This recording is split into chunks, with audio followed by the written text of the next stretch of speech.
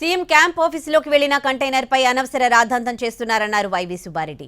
ప్రభుత్వ శాఖలకు అవసరమైన ఫర్నిచర్ వెళ్తే దుష్ప్రచారం చేయడం దారుణమన్నారు ఆయన.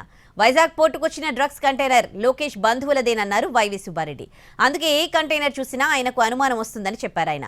దొడ్డిదారిలో మంత్రి అయిన లోకేష్ కు ఇంతకు మించి సంస్కారం ఉంటుందని అనుకోలేమన్నారు వైవి.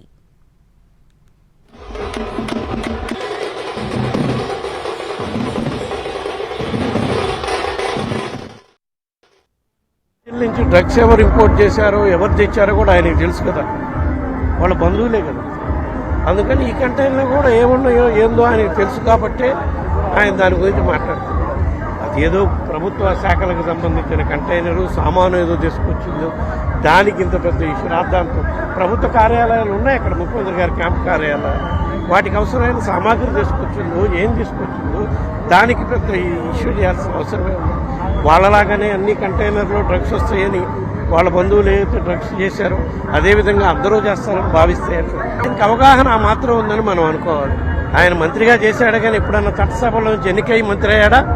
దొడ్డిదారిని మంత్రి అయ్యాడు కాబట్టి ఆయనకి ఆ విషయాలపై అవగాహన తక్కువ ఉందని ప్రజలకు తెలుసు.